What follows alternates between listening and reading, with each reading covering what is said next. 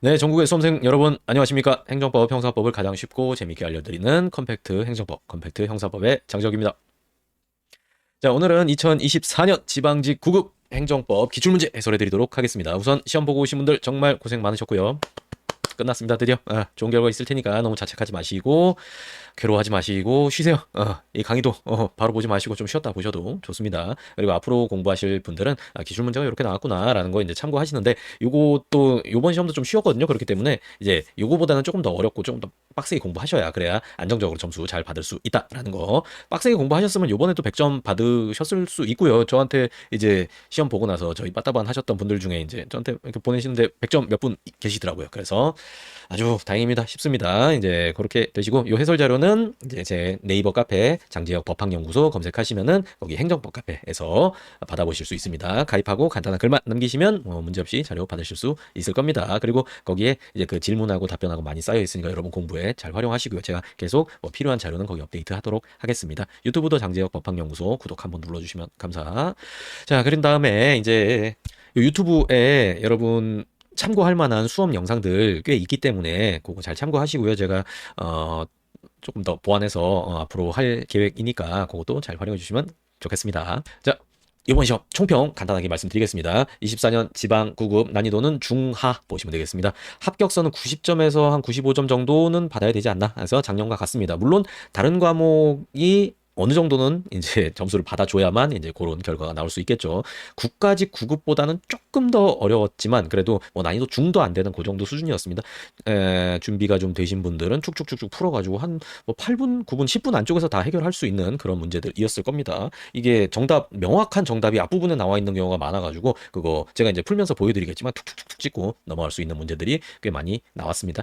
행정법을 여러분이 제대로 공부를 해놔야 행정법에서 시간도 줄이고 점수도 확보해가지고 여러분이 까다로워하시는 이제 영어나 이제 그런 다른 과목에서 이제 발목이 잡히더라도 도망칠 수 있는 이제 그런 게 전략이니까 요 행정법 잘 공부하시기 바라겠고요. 행정법은 난이도가 안정화돼 있습니다. 너무 들쑥날쑥하지 않고요. 행정법에서는 그 7급 지방직 이제 요게 강론까지 막 범위가 들쑥날쑥하게 난이도가 개판이라고 표현하면 안 되죠. 말해버렸네요. 이제 그거는 좀 조심하셔야 되는데 사실 그렇게 어렵게 나와도 그때는 또 우리 다 같이 어깨 걸고 연대해서 다 같이 틀리기 때문에 그때도 그냥 컷이 내려올 뿐이지 막 이거 못 붙는 시험이다라는 건 아니거든요. 그러니까 차근차근 남들이 맞추는 거는 나도 반드시 맞춘다라는 전략으로 하나하나 공부해 나가시면 되는 거고 너무 지엽적인 문제는 거기 휘둘리면 안 되는 거 그게 중요합니다. 근데 그거를 여러분이 구분해내는 능력이 현실적으로 이제 가질 수가 없거든요. 계속 이것만 하는 게 아니라 다른 과목도 해야 되고 하기 때문에 그래서 이렇게 저같이 이제 프로의 도움을 받으면서 그러면서 공부를 해 나가시면은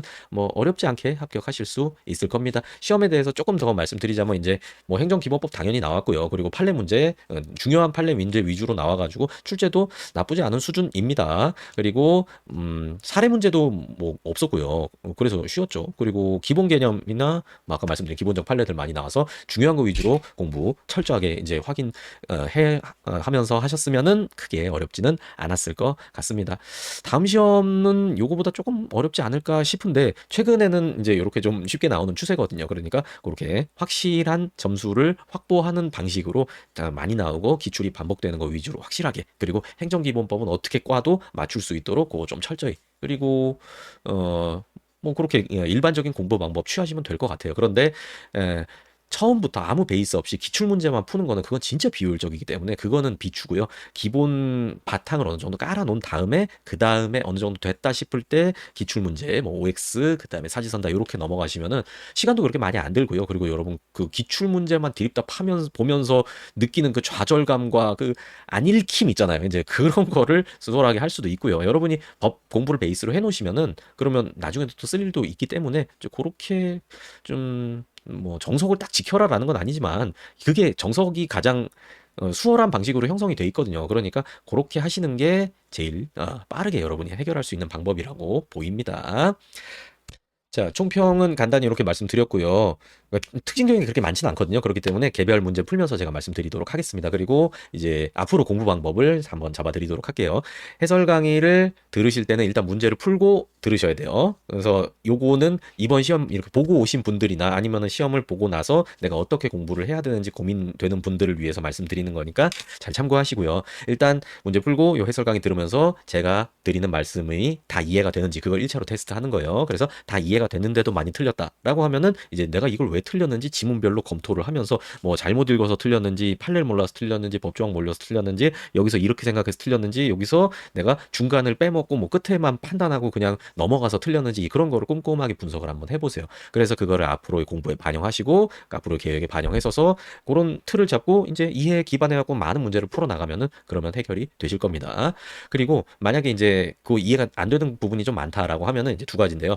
공부 초반이시다라고 하면은 일단은 기본 강의부터 커리큘럼을 좀 이렇게 타면서 이 단어에 익숙해지고 뭔 말하는지 이해하고 그렇게 하는 게 중요합니다. 행정법은 처음에는 접근하기가 되게 어렵거든요. 막 무하자 재량 행사 청구권 막 이런 답답한 말들 나오고 하니까 이해가 어려운데 그거 수준만 딱 넘어가면은 점수가 잘 나오고 안정적으로 점수가 확보가 되는 효자 과목이기 때문에 그래서 기본 커리큘럼부터 잘 타시고 그리고 더 빨리 더 확실하게 하고 싶다라고 하면은 이제 제 카페에 오셔가지고 기초 완성 진도 관리 빠따반하고 같이 빠르게 따라잡는 관리반이거든요. 그 빠따반하고 같이 진도 나가시면은 훨씬 빨리 해결하실 수 있을 겁니다. 정말 불과 몇 개월 만에 점수 팍 올리실 수 있을 거예요. 그리고 커리큘럼을 내가 다 탔다. 한 2년 정도 1년 반, 2년 정도 공부했다라고 하면은 이제 제가 그분들을 위해서 실력 완성 빠따반을 만들어 놨습니다. 요거 강력히 추천드립니다. 지난번 제 국가직 해설 강의에서도 제가 말씀드렸는데 그때 좀 강하게 말씀드렸거든요. 이 공부는 어느 정도 오래 했는데 국가직 시험 되게 쉬웠는데도 점수가 안 나왔다라고 하면은 그거는 공부 방법을 죄송하지만 잘못하고 있는 거거든요. 그 잘못된 공부 방식으로 계속 나간다라고 하면은 결과는 똑같을 수밖에 없어요. 안타깝지만.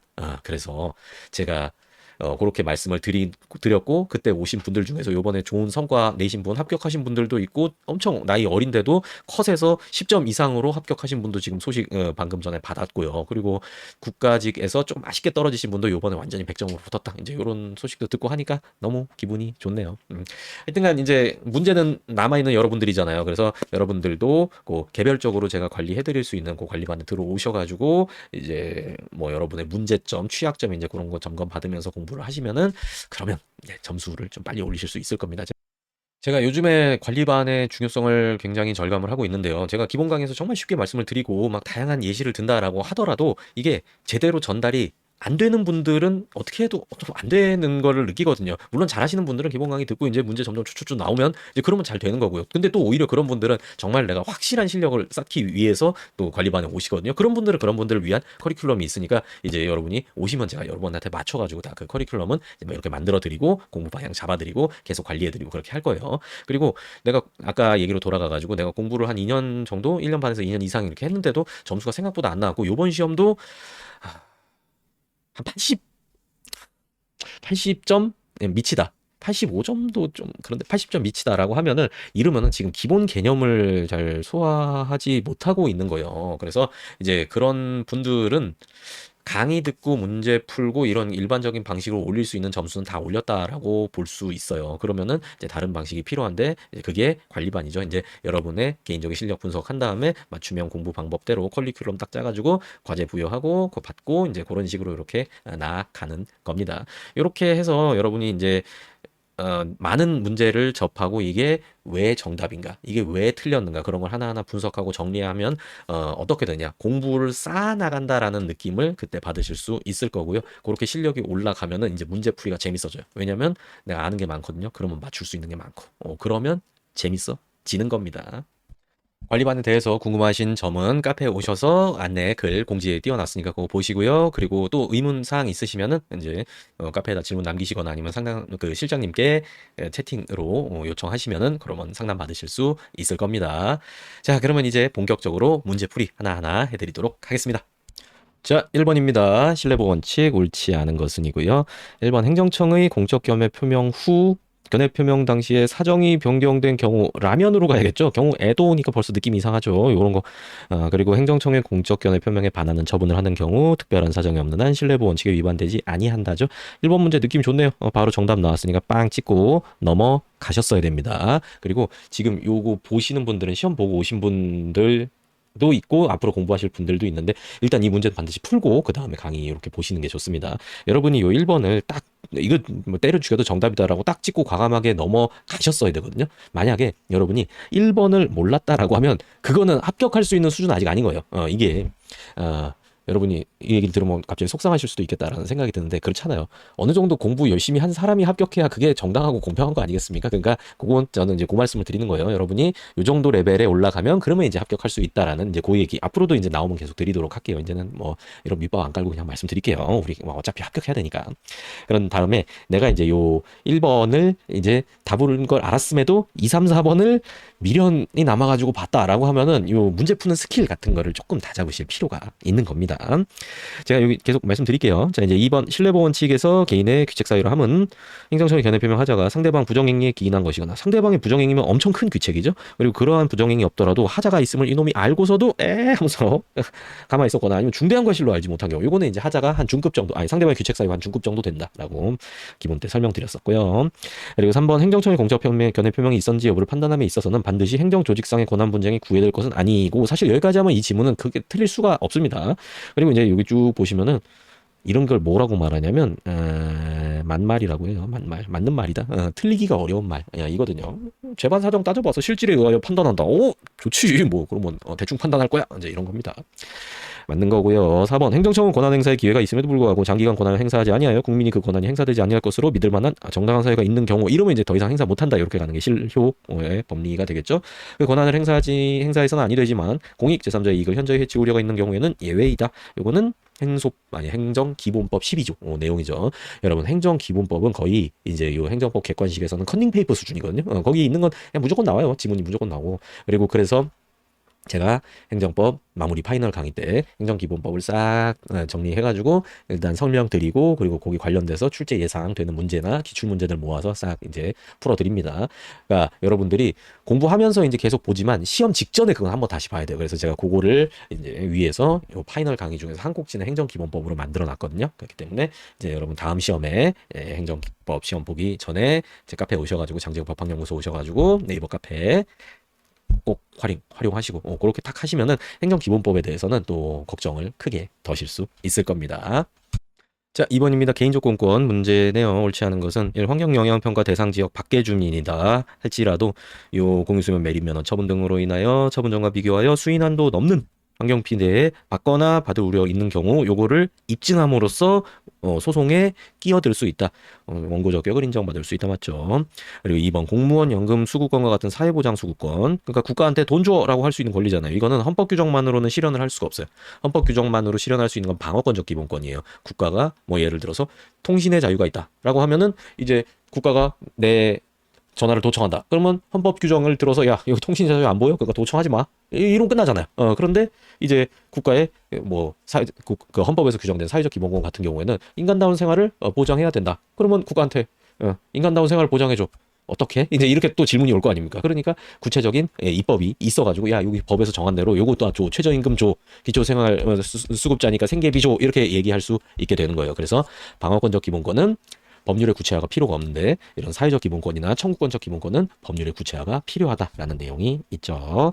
그리고 3번 행정처분에 있어서 수익처분의 상대방은 그의 권리나 법률상 보호되는 이익에 침해되었다고 볼 수 없으므로 수익처분의 상대방이 이걸 좋잖아. 근데 뭘 불만을 가지고 있어? 이제 이런 컨셉이에요, 정말로. 그래서 특별한 사정이 없는 한 수익처분의 취소를 구할 이익이 없다. 허가 내줬는데 허가 받은 놈이 허가 취소 소송하고 앉아 있으면 이거 얼마나 황당해요. 너 뭔데 너? 이제 이렇게 되는 거죠. 그러니까 만약에 과태료를 부과했다? 그러면은 불만 가질 수 있잖아요. 뭐 안 좋은 거 영업 정지, 영업 취소 때렸다. 그럼 상대방이 불만 갔잖아요. 근데 지가 원하는 허가 내줬는데 막 돈 벌라고 막 마련해 주니까 막 왜 나한테 이런 좋은 기회를 줘? 막 이게 말이 안 되는 거죠. 그런 겁니다. 제가 이제 이렇게 여러분이 확실히 이해를 하기 위해서 쉬운 말로 이제 계속 이렇게 바꿔서 설명을 드리는데 여러분도 공부하실 때 이런 거를 하셔야 돼요. 여러분도 이제 내가 확실히 이해를 하고 내 기억을 오래 남기게 하려면은 나만의 쉬운 언어로 이렇게 치환해서 이해할 수 있는지 이런 방법으로 자꾸 생각을 하셔야 됩니다. 자, 4번 행정계획은 행정기관 내부의 행동 지침에 불과하므로 느낌이 이상하죠. 도시계획 구역 내 토지 등을 소유하고 있는 주민은 이반권자에게 도시계획 위반을 요구할 수 있는 법규상 조례상의 신청권이 있죠. 계획구역 내의 토지 소유자니까 이 사람은 이해관계가 확실한 사람이니까 너는 신청권을 인정해준다. 이런 얘기죠. 자, 3번입니다. 무효동 확인 소송에 대한 설명으로 옳은 것은 별로 어려운 문제는 아니에요. 이것도 무효 확인 판결에 취소 판결의 기속력에 관한 규정이 준용이 되죠. 준용 안 되긴 뭐가. 그러니까 취소 판결의 기속력이 있고요. 그리고 요 행정소송법은 취소 판결 중심으로 쫙 입법을 해놓은 다음에 무효 확인 소송이나 아니면은 뭐 부작위 위법 확인 소송 거기다가 이렇게 준용하는 그런 형태로 입법되어 있죠. 그런 다음에 2번 무효동 확인 소송 제기 당시 원고 적격을 갖췄다. 상고심 계속 중에 원고 적격을 상실하면 그거는 각하돼야 돼요. 그러니까 요거는 이 소송 요건은 1심, 2심, 3심 다 갖추고 있어야 돼요. 당연히. 1, 2심은 사실심이고 3심은 법률심이라도 소송하기 위한 기본 전제는 계속 유지하고 있어야지. 그러니까 제가 기본 강의 때 그렇게 설명드렸잖아요. 법원은 호시탐탐 어떻게 하면 이 소송을 안 할까 생각을 하고 있는 거예요. 근데 조금이라도 허점이 보이면 바로 소송 끝내버리는 겁니다. 그러니까 대법원까지 유지할 건 유지해줘야 된다라는 거. 그러면 틀렸고 3번입니다. 행정처분의 무효란 행정처분이 처음부터 아무런 효력을 발생하지 아니한다는 의미다. 무효동 확인 소송에 대해서 집행정지가 여기는 또 그래도 인정이 됩니다. 무효라고 하더라도 외관이 존재하기 때문에 상대방은 이게 판결에서 무효가 확정 나기 전까지는 무효인지 취소인지 유효인지 몰라요. 그러니까 일단 집행정지 신청해서 정지 결정 받아놓으면 마음이 편하잖아. 그것 때문에 집행정지 인정됩니다. 인정되지 아니한다. 그러니까 인정이 된다라는 거고요. 정답 4번이네요.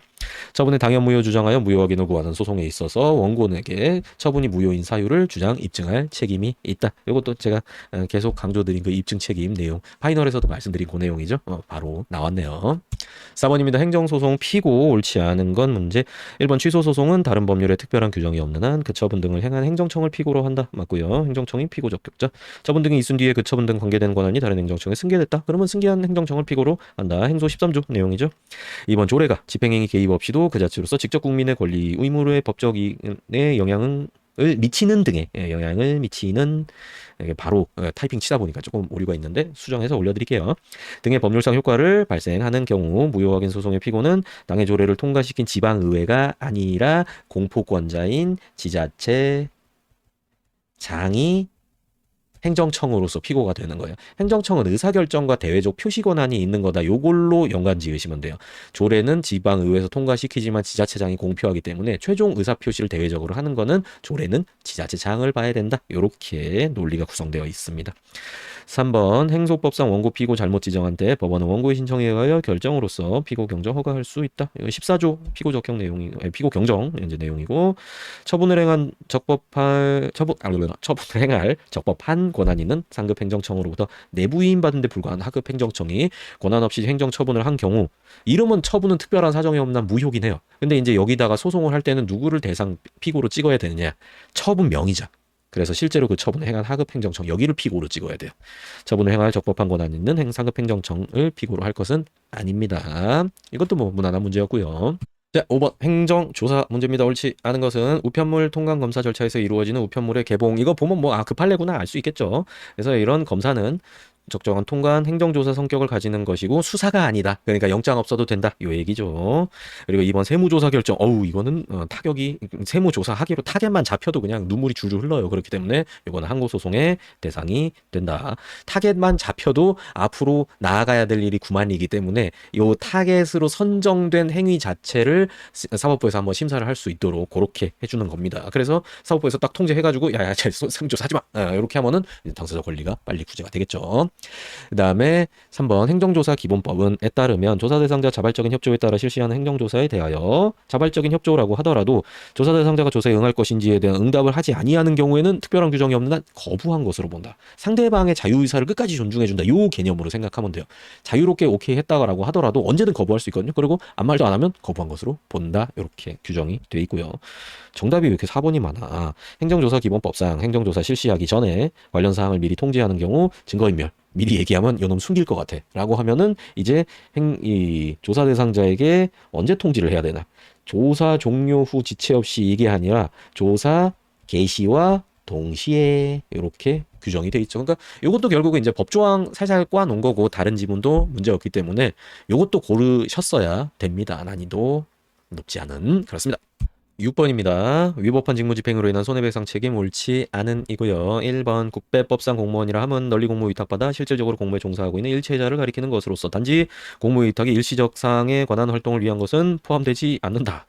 말도 안 되는 소리 하고 있어. 교통할아버지가 계신데 그래가지고 이렇게 일시적인 공무 위탁의 경우에도 요 국배법상의 공무원으로 인정해서 국배법상 공무원의 범위를 넓혀놔야 이 돈 많은 국가가 배상 책임을 많이 지게 돼갖고 국민이 보호가 된다. 이제 요런 컨셉으로 해석을 하는 겁니다. 자, 그래서 정답 빵 찍고 넘어가셨어야 돼요. 여기 2, 3, 4번 이거 판단했으면 요것도 좀 공부에 이게 말이 잘 안 나오네요. 여러분 충격받을까봐. 공부 방법을 조금 다잡으실 필요가 있는 겁니다. 완전 초심자면은, 이런 거 알아야 되는구나. 이제 그렇게 생각하시면 되는데, 이제 지금 기회다 보니까 그래요. 지금 이제 유입은 적고, 그리고 뽑는 인원이 물론 줄긴 했지만 유입이 더 적기 때문에 당분간은 이제 조금 경쟁률이 낮아질 거거든요. 그러다가 이제 나라가 더 망하면, 더 망하면 이제 다시 또 공무원 인기가 올라갈 겁니다. 그러니까 여러분 빨리 지금 시작하셔야 돼. 빨리. 기회예요, 지금. 그 다음에 2번 국배법이 정한 배상 청구 요건인 공무원의 직무, 권력적 작용 들어가죠. 비권력적 작용 들어가죠. 사경제 주체 작용은 안 되죠. 사경제는 X. 동그라미. 3번 어떤 행정처분이 후에 항고소송으로 위법한 것으로 취소되었다 하더라도 그로서 곧 당의 행정처분이 공무원의 고의거실에 의한 불법행위를 구성한다고 단정할 수는 없다. 이건 생각해보면 당연한 거거든요.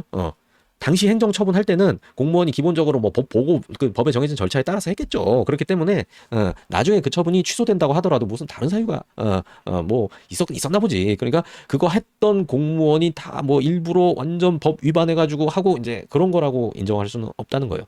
뭐 다른 측면에서 생각해 보면은 처분의 위법성 판단하는 내용하고 그리고 그 공무원의 불법 행위로 인한 국가배상 책임 판단하는 요건하고는 다른 거예요. 다른 걸 보는 거예요. 그러니까 이거 흠 있다고 저것도 죄다 잘못했다고 넘겨짚으면 안 된다라는 거. 다른 소송이니까 그런 상식적인 내용입니다.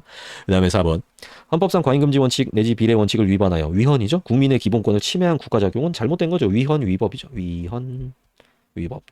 위법 수준이 아니라 위헌 수준이에요. 국배 책임에서 법령을 위반한, 법령 중에서도 최고법인 헌법을 위반한 가해 행위니까 맞는 소리죠. 자, 7번입니다. 행정행위 옳은 것 모두 고르면 요거 꼭 표시하셔야 돼요. 여러분 이것 때문에 실수하고 그러면은 어디 가서 뭐 하소연 할 수도 없어요. 이거 표시하는 게 이게 한 3천만 원 정도의 가치를 하기 때문에 뭐가 묻었어. 자, 이제 봅시다. 그리고 요거 딱 보면은 이거 한 반만 봐도 풀 수 있어 이거. 변상금 부과처분에 대한 취소소송이 진행 중인 경우 부과권자는 위법한 처분을 스스로 취소하고 하자를 보완하여 다시 적법한 부과처분을 할 수 없다. 할 수 있죠. 그러니까 그 부과권자가 거기 소송 걸렸어. 근데 이렇게 보니까 이거 법원에서 취소당할 것 같아. 취소 판결 나올 것 같아. 그러면 그냥 직권 취소해버리면 돼요. 그러면 소송은 끝나고 소송 비용은 뭐 내는데 그것도 뭐 나라 돈, 뭐 지방 돈으로 내니까 내 돈도 아니죠. 뭐 나중에 뭐 지방의회에서 좀 욕을 먹을 수는 있겠지만 어쨌든 그걸 한 다음에 그냥 새로 처분하면 돼요. 그러면 상대방이 받아들이면 오케이고 안 받아들이면 거기에 대해서 또 다시 소송하면 또 거기에 응소하면 되는 문제고요. 그러니까 가능하고요. 그러면 이제 선지를 딱 보죠. 옳은이니까 기억 이렇게 표시하세요. 표시할 때도 틀렸으면 그냥 딱 이렇게 하시면 그러면 이제 여기 디귿. 그럼 디귿은 때려 죽여도 맞는 거네요. 그러면은 니은이랑 리을이랑 이제 쓱 보면 됩니다. 그래서 니은 한번 봅시다. 행정청이 도시 주거 환경 정비법 관련 법령에 근거해 하는 나왔네. 조합 설립 인가 처분 강학상 특허죠. 사인들의 조합 설립 행위 보충 행위로서의 성질을 갖는 것에 그치지 아니하고 이렇게 가야 되죠. 그럼 이것도 틀렸네. 그럼 정답 3번이네요. 바로 튀 하면 돼요. 저는 해설해야 되니까 말씀드릴게요. 디귿 여객자동사 운송사업법에 따른 개인 택시 운송사업 면허 요거 특허죠. 특정인에게 권리나 이익을 부여하는 거 특허 맞고요. 특허는 원칙적으로 재량행위 맞습니다. 리얼 귀화허가는 외국인에게 대한민국 국적을 부여함으로써 국민으로서의 법적 지위 포괄적으로 설정한 행위고 또 강상 특허에 해당하는 거죠.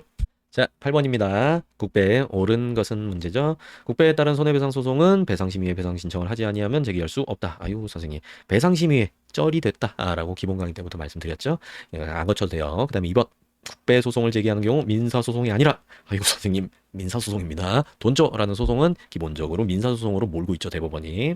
그리고 3번 군복무 중 사망한 사람의 유족이 이거 22년 나름 최신 판례 좀 나왔네요. 국가배상을 받은 경우 관할행정청 등은 군인연금법상 사망보상금에서 소급적 손해배상금 상당액을 공제할 수 있을 뿐 이를 넘어 정신적 손해배상금까지 공제할 수는 없다. 맞는 내용입니다. 그런데 혹시나 이거를 몰랐다라고 하더라도 4번도 쉽거든요. 공공시설물의 하자, 영종물 하자로 손해를 입은 외국인 해당 국가와 상호보증이 있어야 국가배상법이 적용이 되니까 요 상호보증은 또 쉬운 내용이잖아요. 그래서 이것도 3번을 찍으셨어야 된다라는 거. 아직까지는 어려운 거 없죠. 자, 9번입니다. 9번. 요것도 평이한 문제였습니다. 여기까지는 쭉쭉 풀지 않으셨을까? 공부가 제대로 되신 분들은 이제 그렇게 느껴집니다. 1번 행정절차법상 행정청은 처분을 할 때 단경백난의 단순 반복적인 처분, 경미한 처분으로서 당사자가 그 이유를 명백히 할 수 있는 거. 단경백 뭐 좀 이름 같지 않나요? 알 수 있는 경우에는 처분 후 당사자가 요청하더라도 당사자에게 근거와 이유를 제시하지 않아도 된다. 그러니까 요 단경백이랑 급한 경우에는 처분 후 당사자가 요청하면 근거 이유 제시해야 됩니다. 근데 이게 두 문자가 그렇잖아요. 그대로 1호, 단경백 2호, 그 다음에 급한 거 3호. 2호, 3호는 나중에 요청하면 근거 이유 제시해야 되는데 지가 신청한 대로 그대로 내줬으면은 이유 요청해도 다시 근거 이유 제시하지 않아도 되는 겁니다. 그러니까 1번이 틀렸고 뭐 이거 룰루랄라 하고 이것도 넘어가야 되는 문제죠. 자, 저도 2번을 읽기조차 싫네요. 육사, 생도, 징계 절차, 징계심의 대상자, 변호사, 그러니까 징계심의 대상자. 그러니까 그 육사 생도죠. 잘린 육사 생도가 변호사를 선임을 했는데 그 징계위원회 출석을 이제 막았어요. 학교에서 막은 거죠. 육사에서. 그러니까 요거 그리고 이제 징계위원회 징계 의결에 따른 징계 처분 요거는 위법해서 원칙적으로 취소되어야 맞고요. 3번 공무원 인사관계 법령에 의한 처분에 관한 사항 전부에 대해서 행정절차법 적용 배제되는 것이 아니라 성질상 행정절차를 거치기 곤란하거나 곤불준 나오는 거죠. 곤란하거나 불필요하다고 인정하는 처분이나 준하는 절차를 거치도록 하고 있는 처분의 경우에만 절차법 적용이 배제되는 겁니다. 4번 군인사법령에 의하여 진급 예정자 명단에 포함된 자에 대해서 절차법상 의견 제출 기회를 부여하지 아니한 채 진급 선발 취소. 이거 침익 처분이니까 의견 제출, 문공출 해줘야 되는데 안 해줬다. 위법하다. 맞습니다. 자, 10번입니다. 정보공개법. 뭐 당연히 나오는 문제들이 나오고 있죠. 1번 정보공개 청구하는 자는 정보공개 청구서에 청구 대상 정보를 기재함에 있어서 좀 알아볼 수 있게 특정해야 된다 그 얘기죠. 사일반인 관점에서 청구 대상 정보의 내용과 범위 확정할 수 있을 정도로 특정함을 요한다. 맞습니다. 그리고 요거는 달달아 외우지 않더라도 상식에 비추어서 이제 뭐 이 정도는 특정해야 되지 않겠어? 이제 이렇게 판단하고 이렇게 넘어가셔도 뭐 크게 문제없는 지문입니다. 자, 2번입니다. 공공기관이 공개 청구의 대상이 된 정보를 공개는 하되 청구인이 신청한 공개 방법 이외의 방법으로 공개하기로 뭐 자존심 싸움하는 거야? 하여튼간 요청한 방법에도 기속이 되기 때문에 이제 요청한 방법 외의 방법으로 공개한다라고 하면 그 일부 거부 처분이잖아요. 그렇기 때문에 거기에 대해서도 취소 소송 제기할 수 있고요. 3번을 조금 당황하셨을 수도 있을 것 같아요. 유아교육법 요게 유아교육법에 따른 학교 이제 대통령령에 그렇게 돼 있는데 유아교육법에 따라서 학교가 뭐 있겠어요? 유치원이지 그냥. 그래서 사립유치원 법령상 공공기관에 해당합니다. 그래서 요것도 뭐 이렇게 찍을 수도 있었고요. 그리고 설사 이거 3번 유치원 뭐지 하더라도 4번은 풀으셨어야 돼요. 행정청이 정보를 공개하는 경우에 그 정보의 원본이 더럽혀지거나 파손될 우려 상당한 이유가 있다고 인정할 때에는 정보의 사본, 복제물 공개할 수 있다라고 정보공개법에 13조에 규정이 있습니다. 그래서 10번까지도 뭐 무난한 문제 연속입니다. 자, 11번입니다. 요거는 좀 어려웠다. 인정입니다. 차근차근 풀었으면은 좀 그래도 힌트가 있기는 하거든요. 근데 조금 당황하셨을 수도 있겠다 싶습니다. 설명드릴게요. 행정소송 옳지 않은 것은 해당 처분을 다툴 법률상 이익이 있는지 여부는 직권조사 사항으로 벌써 이런 데서 쫄죠 여러분들. 이에 대한 당사자의 주장은 직권발동 촉구하는 의미밖에 없으므로 원심법원이 이에 관해 판단하지 않았다고 하여 판단 유탈의 상고 이유로 삼을 수는 없다. 우선 이제 이런 거부터 좀 쫄릴 수가 있어요. 처분을 다툴 법률상 이익 이거 뭔지 해독이 되세요? 그거부터 출발을 해야 돼요. 처분을 다툴 법률상 이거 원고적격일까요? 협의의 소익일까요? 이거 원고적격입니다. 원고적격. 피고적격도 아니에요. 다투는 건 원고가 다투고 있으니까 행정소송에서. 그리고 피고는 그냥 소송을 받은 입장인 거죠. 그런 다음에 요 소송 요건은 기본적으로 직권조사 사항입니다. 그렇기 때문에 직권조사 사항이란 거는 법원이 확정해가지고 판단을 내려야 되는 거고, 그리고 당사자가 설사 여기에 대해서 뭐 자백하고 뭐 다투지 않고 그렇다고 하더라도 그거는 그냥 법원이 그러니 그냥 참고만 하는 거지 거기에 휘둘리진 않아요. 그런데 이제 처분권주의의 대상이 되는 사항은 법원은 가만히 있어야 돼요, 거기서. 그래서 당사자가 주장하고 입증하면, 그거 있구나. 그리고 당사자 입 다물고 있으면, 없나 보네. 이제 이렇게 판단해야 되는 거예요. 자기가 알아갖고 막 나서갖고, 그렇게 조사하고, 야, 이거 있네. 막 이렇게 할 수 있는 영역이 있고, 아니야. 해야 되는 영역이 있고, 못하는 영역이 있는 거예요. 직권조사 사항은 법원이 알아갖고 확정을 해야 돼요. 물론 당사자한테 이제 이제 증거를 제출할 이제 이런 거는 하겠죠. 하지만 법원이 알아서 판단해야 되는 영역이에요. 그렇다고 당사자는 가만히 있고 법원이 알아서 증거조사 다 한다는 게 아니라 법원이 야 뭐 있어? 야 이거 뭐 내가 보기에 좀 이상하니까 좀 갖고 와봐. 이제 이런 식의 이제 법원이 좀 주도권을 갖는다. 이렇게 이해하시면 되고요. 그 다음에 저 처분권주의, 변론주의 관련된 사항은 그때는 법원이 개입하지 않는 거예요. 법원이 감나라 배나라 하는 게 아니라 그냥 중간에서 가만히 듣고 있는 거예요. 그럼 당사자가 자기가 유리한 사실 그거 입증이 안 되면 자기한테 불리한 사실. 그게 똑같은 말이거든요. 그러니까 자기한테 유리한 사실은 지가 주장하고 지가 입증하고 그럼 법원 들어보고 이제 입증이 되는구나라고 하면 있구나 이제 이렇게 판단하는 거예요. 그래서 소송 요건은 기본적으로 직권조사 사항이니까 이에 관해서 당사자가 주장하는 거 이건 당사자가 처분할 수 있는 사항이 아니라는 거예요. 직권 발동을 촉구하는 의미밖에 없다. 맞는 얘기고요. 그래서 원심 법원이 이에 관해 판단하지 않았다고 하여 판단 유탈의 상고 이유 중에서 막 다양한 이유가 있지만 이제 원심에서 이거 심사 안 했으니까 원심 잘못했어요. 취소해 주세요. 이제 날려주세요. 이렇게 할 수는 없다라는 얘기인데 사실 이거 좀 범위 좀 그래요. 그래요. 하여튼 그래서 이거 좀 어려웠다. 그다음에 이제 2번도 어렵죠. 행정청은 민사소송법상 보조 참가를 할 수 있을 뿐만 아니라 여러분 여기서 이제 눈을 질끈 감으시잖아요. 그리고 소송 참가 나오면 뭐하자 이제 이렇게 되는 거죠. 근데 여기서 요 앞에는 조금 어려울 수 있거든요. 일단 요건 맞아요. 행정소송법에 의한 소송 참가 이거 17조에 의한 소송 참가 할 수 있다 맞고요. 민소법에 의한 보조 참가 이거는 할 수 없어요. 그리고 공법상 당사자 소송의 원고 이것도 안 되거든요. 그래서 설사 이게 일단 민소법상의 보조 참가하려면은 이 민소법상 소송 이제 당사자 능력은 권리 능력이 있거나 아니면 민소법에서 그 소송 능력을 인정하는 대표자나 관리인이 있는 비법인 단체 거기여야 돼. 그러니까 자연인, 법인, 대표자 관리인은 비법인 단체. 얘네들이 민사소송에서 당사자가 될 수 있는 능력이 있는 거예요. 근데 행정청은 얘는 행정 주체가 권리 주체로서 당사자 능력이 있고 행정 주체 기관에 불과하잖아요. 그냥 기관에 불과하잖아. 그렇기 때문에 여기는 권리 능력이 없어요. 행정청 권리 능력 없다 이건 아시잖아요.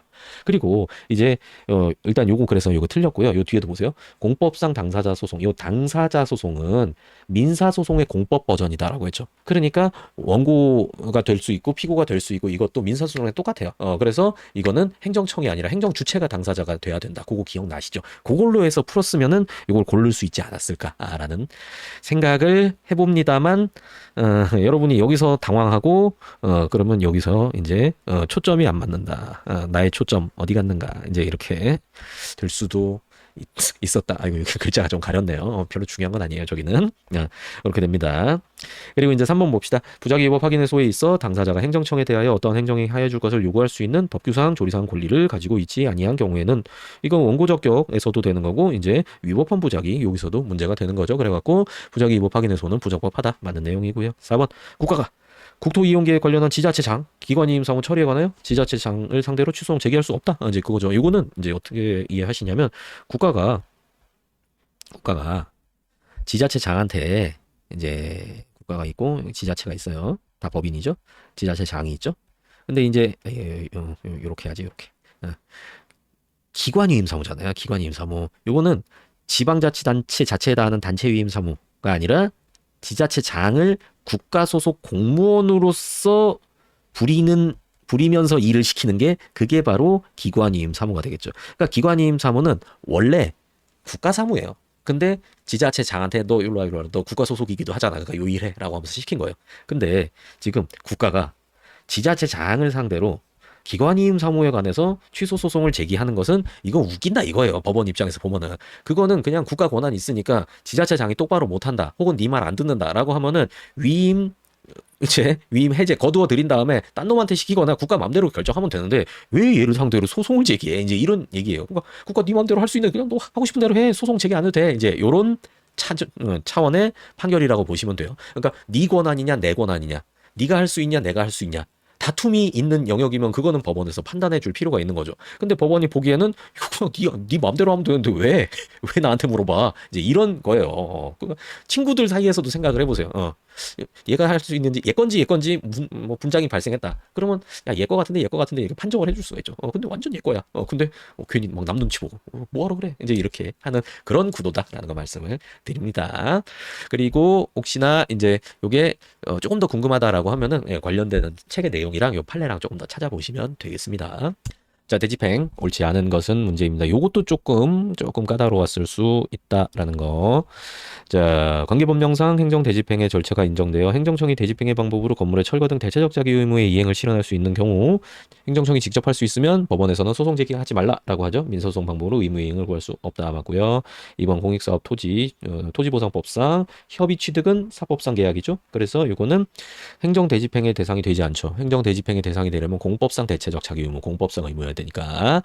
그리고 3번 행정대집행법에 따르면 대집행에 요한 비용을 징수하였을 때에는 그 징수 부분 사무비의 소속에 따라 국고 또는 지자체의 수입으로 한다. 이거는 그 대집행법 6조 3항의 내용 맞고요.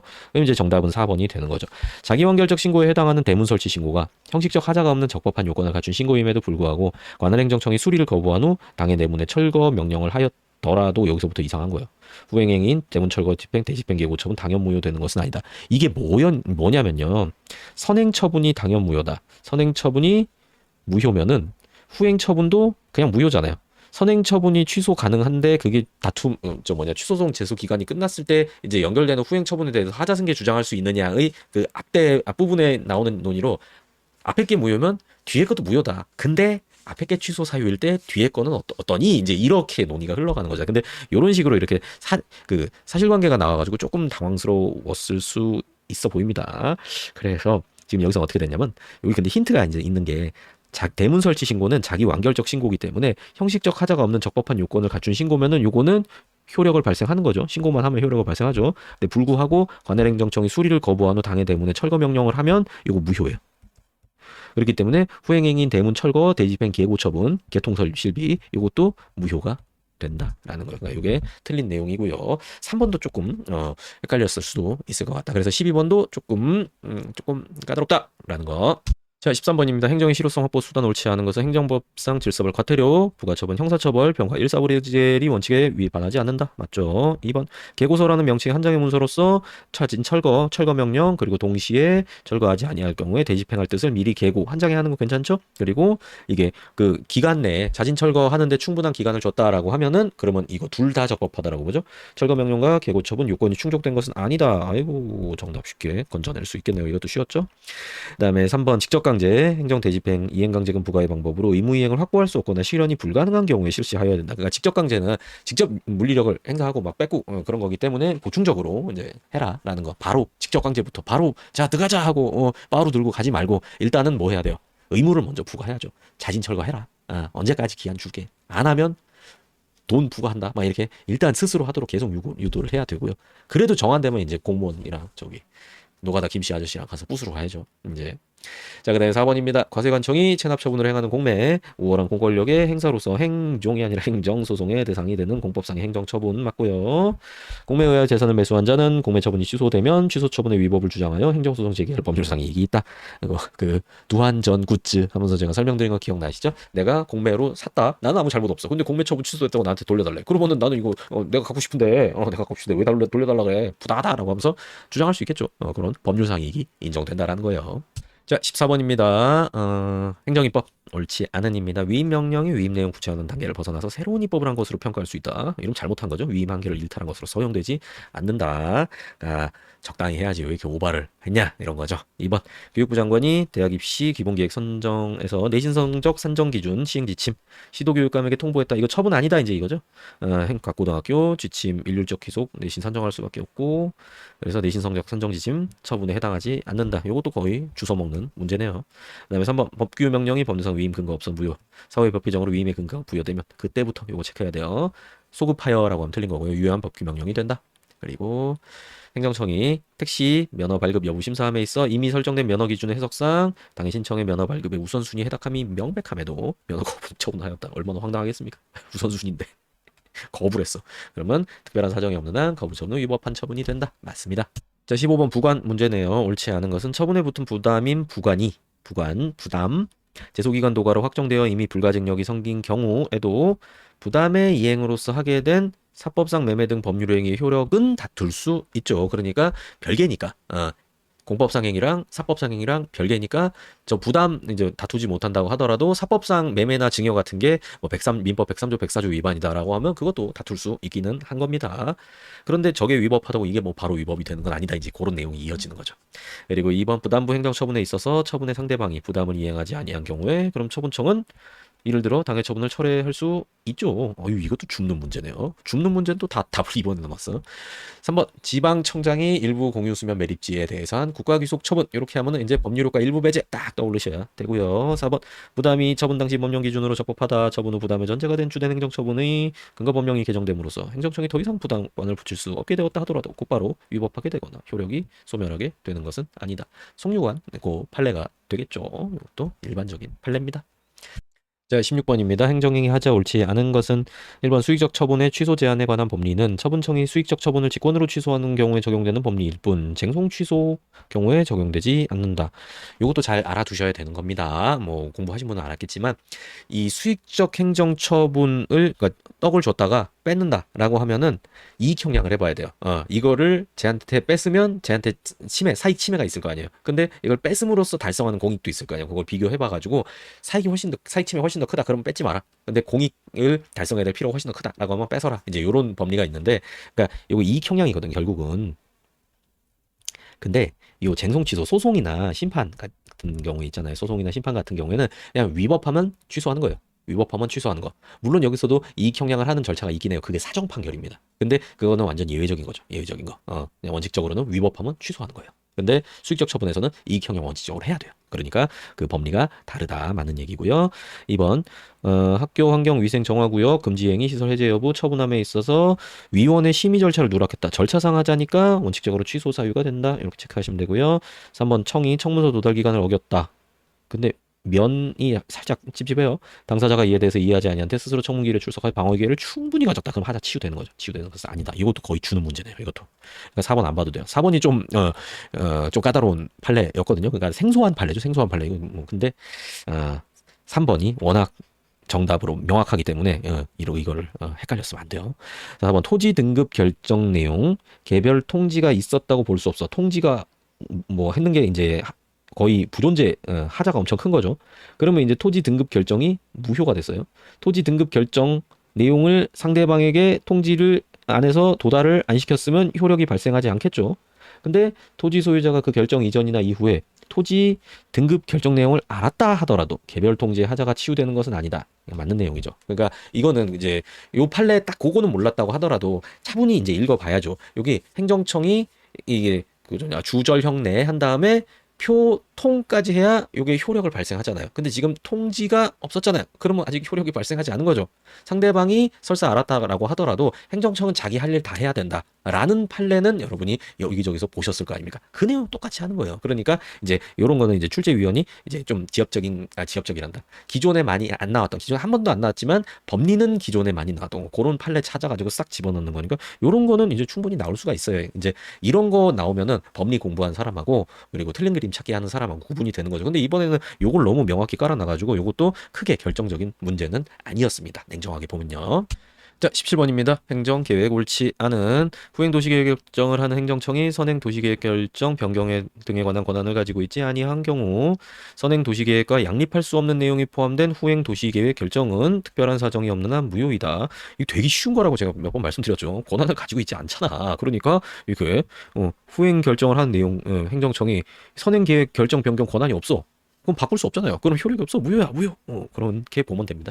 그리고 2번 도정법에 따라 인가 고시된 관리처분계획 요거 처분성 인정이 되죠. 맞고요. 3번 도시계획 시설의 지정으로 말미암아 당해 토지의 이용 가능성이 배제되거나 또는 토지 소유자가 토지를 종래 허용된 용도대로도 사용할 수 없기 때문에 이로 인하여 현저한입니다. 재산적 손실이 발생하는 경우에는 원칙적으로 국가지자체에 이에 대한 보상을 해야 된다. 맞습니다. 요거는 이제 고 판례랑 연관지어서 생각하시면 돼요. 그 도시계획법 21조에 대해서 험제가 분리이론에 따라서 그 토지의 개발 제한 구역이 지정이 됐는데 그 중에서 이제 농지로 이용하는 사람은 그냥 뭐 하던 대로 하면 되는 건데 나대지 소유자 같은 경우에는 이거 지정으로 말미암아서 토지를 종래 허용된 용도대로도 사용할 수 없게 되었다. 그러면 그 사람한테는 보상을 해야 된다. 그 사람한테 보상을 이제 해주지 않는 범위 내에선 비례 원칙에 반해서 이거 위헌적인 상태가 있고 그거는 당사자 기다려.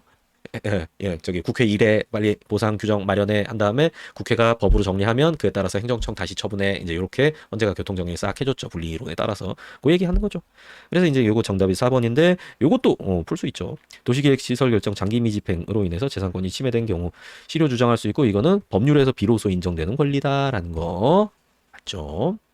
17번 그리고 4번 같은 경우에는 이제 그 장기미 집행 도시 계획 시설 결정 실효 제도에 대해서 헌재가 이거는 그 입법자가 새로운 제도를 마련함에 따라서 얻게 되는 법률상 권리에 불과하지 헌법상 재산권으로 당연히 직접 도출되는 권리는 아니다라고 했고 이제 국토계획법에서 도시계획 시설 실효 제도 입법했고 이제 그런 내용들이 이제 기본서에 정리가 돼 있으니까 혹시나 요거가 되게 요 지문이 되게 생소하셨다라고 하면은 요 기본서 보는 방식에 대해서 조금 또 이게 방향을 좀 잘 잡으셔야 될 것 같아요. 너무 대충대충 그냥 중요한 것만 보다 보면은 요런 것도 챙길 수 있는 기회가 있는데 그거를 놓치게 되는 거거든요. 그리고 개별적으로 공부 어떻게 해야 되는지 좀 이제 막막하다 싶으면은 카페에다가 이제 상담 요청하시면은 그러면 개인적으로 이렇게 검토해가지고 봐드리도록 하겠습니다. 자, 18번입니다. 이행강제금 옳지 않은 것은 건축법상 이행강제금 시정명령 불이행이라는 과거의 위반 행위에 대한 제재이다. 어이구 이렇게 답을 그냥 줘버리나? 이행강제금은 그 과거 잘못에 대해서 혼내는 게 아니라 앞으로 빨리 이행하라라고 하면서 이제 간접 강제를 하는 그런 수단에 불과한 거죠. 그러니까 과거 잘못에 대해서 혼내는 게 아니라 앞으로의 이행을 확보하기 위한 조치인 겁니다. 그러니까 1번이 틀렸고요. 뭐 이건 보면 안 돼요. 자, 저는 봅니다. 해설 강의니까. 행정청은 이행강제금을 부과받은 자가 납부기한까지 이행강제금 내지 아니하면 국세강제징수에 예, 지방행정제재부과금의 징수에 관한 법률에 따라 징수한다. 맞고요. 3번 처분의 근거법령에 의하면 비송사건 절차법에 따라 이행강제금 부과처분에 불복하도록 규정하고 있었다. 근데 관할 청이 이행강제금 부과처분하면서 재결청에 행정심판 청구하거나 관할 행정법원에 행정소송할 수 있다고 잘못 안내했다. 그러면 이행강제금 부과처분에 대해서 행정법원에다가 항고소송을 제기할 수 없다. 맞는 말입니다. 그러니까 법에 정해진 대로 우리는 할 바다라고 본 거죠. 그리고 이제 4번입니다. 건축법상 이행강제금 부과받은 사람이 사망했다. 그러면 이제 항고심 결정이 있기 전에 사망했는데 항고심이 모르고 결정을 했다라고 해도 당연무효예요. 그리고 이거 뭐 상속인한테 승계되는 것도 아니고요. 사망한 사람 이름으로 제기된 재항고 말도 안 되는 거잖아요. 죽었는데 권리 능력도 없어졌는데 어떻게 소송을 제기해? 어떻게 항고 재항고를 해? 그러니까 이거는 보정할 수 없는 흠결이 있는 거다. 그래서 부적법하다. 맞는 내용입니다. 그리고 이 모든 거는 1번을 찍고 넘어갔으면 전혀 볼 필요가 없는 내용이었죠. 자, 19번입니다. 손실보상 옳은 것 기억. 공공필요에 의한 재산권의 수용사용 제한 그리고 그에 따른 보상은 법률로서 하되 정당한 보상을 지급하여야 한다. 헌법 23조 3항 규정이니까 사실 이거 몰랐으면 이거는 홍구멍이 나야 되는 정말 중요한 얘기죠. 정말 중요한 조항이죠. 그러니까 이거는 반드시 아셨어야 됩니다. 그러면은 이제 기억이 동그라미니까 뿅뿅 이렇게 되면은 이거 다 날아가네요. 마음 편하게 이렇게 하고 니은 아니면 리을이구나 이렇게 하면 되죠. 그러면 디귿을 볼 필요가 없는 거고요. 니은 봅시다. 하천법 칙 특별조치법이 하천구역으로 편입된 토지에 대하여 손실보상 청구권을 규정하였다. 하천구역으로 편입된 토지에 대해서 손실보상 청구권이 있다고 규정했어요. 당의 법률 규정이 아니라 관리청의 보상금 지급 결정에 의하여 비로소 손실보상 청구권이 발생한다. 요거는 조금 까다로웠던 지문이라고 인정할 수 있죠. 요게 이제 설명을 드리자면요. 하천구역으로 편입된 토지, 그러니까 물이 넘쳐갖고 이제 하천구역 안에 들어가 버렸다. 물이 거기 넘쳤다. 그럼 거의 하천이에요, 거기는. 그러면은 그거는 국유야. 그리고 거기에 대해서 보상해준다라고 하천법이 써 있어. 그러면은 내 땅이 하천 옆에 있었는데 하천이 범람해갖고 내 땅이 쑥 잠겼다. 그러면 그건 국유가 되면서 나한테는 법에 의해서 보상 청구권이 발생하는 거예요. 수용도 법에 따라서 되고 보상 청구권도 법에 따라서 발생한 거예요. 그러면은 나는 이제 국가에 대해서 보상 청구권이 있죠. 그러면 청구권이 있으니까 돈 줘라고 해야겠죠. 그러면 당사자 소송을 하는 거예요. 그래서 하천법하고 당사자 소송 요거는 연결돼 있죠. 공부하시면서. 요게 요런 메커니즘이 있는 겁니다. 근데 니은은 조금 공부하다 보면 어려울 수도 있다라는 거 여러분 입장에서 보면요. 손실보상 청구권. 그러니까 여기서는 관리청의 보상금 지급 결정에 의하여 비로소 손실보상 청구권이 발생한다면 요거는 이제 보상금 지급 결정에 대해서 관련해가지고 요거는 뭐 항고소송의 대상이다. 이렇게 흘러가야겠죠. 근데 하천법 손실보상 청구소송, 당사자 소송 이렇게 해놨으면은 그거를 골라낼 수도 있었는데 일단 이거 몰랐다고 하더라도 리을이 다행히도 쉽게 나왔어요. 수용재결에 불복하여 취소소송을 제기하는 때에 수용재결이 원처분이죠. 이의신청을 거친 경우에도 원처분주의니까 수용재결 거친 중앙토수의, 지방토수의를 피고로 하여 수용재결의 취소를 구하는 게 맞죠. 근데 이의신청 이게 행심 역할이죠. 재결 자체에 고유한 위법이 있는 경우에는 그때는 이의제결한 중앙토수위를 피고로 하여 이의제결의 취소를 구할 수 있다. 이게 맞죠. 그리고 이건 너무 맞죠. 이것도 너무 쉽죠. 그러면 이거 고르는 거는 이건 그래서 이 19번 문제도 어렵다고 하긴 좀 그래요. 선지가 너무 쉽게 규정이 돼 있어가지고 요거 보시면서 혹시 여기서 실수하셨다라고 하면은 일단 기본적인 거 남들 다 아는 거는 당연히 맞춰야 된다라는 그런 전제, 그리고 선지 고를 때 이렇게 이제 속어로 하면서 안전하게 가야 된다는 거, 이제 그런 것들을 다시 한번 되새기시면 좋겠습니다. 그러고 보니까 디귿을 설명을 안 드렸네요. 토지보상법상 보상금 증가에 관한 소송이다. 그러면은 이거는 상대방을 피고로 해야 되죠. 토지 소유자 또는 관계인일 때는 사업시행자 상대방으로 찍어가지고 소송해야지, 이렇게 토지수용위원회 상대방으로 하면 안 되는 거죠. 당사자 소송으로 가는 거죠. 자, 20번 마지막 문제입니다. 옳지 않은 것은 교원소청심사위원회의 결정은 학교법인에 대해서 기속력을 가진다. 맞고요. 기속력은 결정 주문에 포함된 사항에 미치는 것이지, 이상하네. 전제가 된 요건사실 인정, 불합리한 처분은 구체적 위법 사유에 관한 판단에도 발생을 하죠. 이거 틀렸죠. 그러니까 기속력을 범위를 보려면은 그거잖아요. 판결 주문뿐만 아니라 이유까지 봐가지고, 그래가지고 그 판결의 이유에서 요거 잘못했다라고 한 거, 그것도 행정청한테 구속력이 발생해가지고 이제 그거 위반하면 안 된다 이렇게 흘러가잖아요. 그런데 기판력은 판결의 주문에 이제 한해서 거기 해당된 거, 처분이 위법한가 적법한가 거기에 대해서만 발생한다라는 거 공부하셨잖아요. 그러니까 요 교원 소청심사위원회 결정, 이제 요것도 이제 기속력, 행정심판 기속력, 그러니까 똑같은 법리가 있는 겁니다. 1번 요것도 좀 주는 문제였네요. 그다음에 2번 면허업 면허 선행하는 우선순위 결정, 이거 확약이죠. 확약. 그래서 행정청이 우선권자로 결정된 자의 신청이 있으면 어권 면허 처분하겠다는 걸 약속하는 행위다. 행정처분 아니다. 맞고요. 3번 행정지도 강제성 띠지 않은 비권력적 작용으로 행정지도 한계를 일탈하지 않았다. 그로 인하여 상대방에게 어떤 손해가 발생했다 하더라도 행정기관은 그에 대한 손해배상 책임이 없다. 맞는 내용이고요. 4번 공익사업 토지보상법상 적법하게 시행된 공익사업 이주하게 된 주거용 건축물 세입자 주거이전비 보상 청구권 공법상 권리 맞죠? 그래서 보상 둘러싼 쟁송 민사소송이 아니라 여기다 공법상 권리라고 하고 있으니까 공법상 법률관계 대상으로 하는 행정소송, 즉 당사자 소송에 의하여야 한다라는 내용입니다. 예전에 저희 카페에 이런 닉네임 가지신 분 있었는데, 주거이전비 공법상 권리 이렇게 안 헤어지는 걸 닉네임으로 만드셨는지 갑자기 이거 보니까 그분 생각이 나네요. 어쨌든 20번도 무난한 문제였습니다. 자, 이렇게 24년 지방직 9급 행정법 기출 해설을 종료하겠습니다. 여러분들 다시 한번 수고 많으셨고요. 그리고 앞으로의 공부에 도움이 필요한 점이 있으면 언제든 카페 와서 도움 요청하시면은 제가 거기에 필요한 거를 서포트해 드릴 수 있도록 하겠습니다. 그러면 여기까지 하도록 하겠습니다. 수고하셨습니다. 화이팅!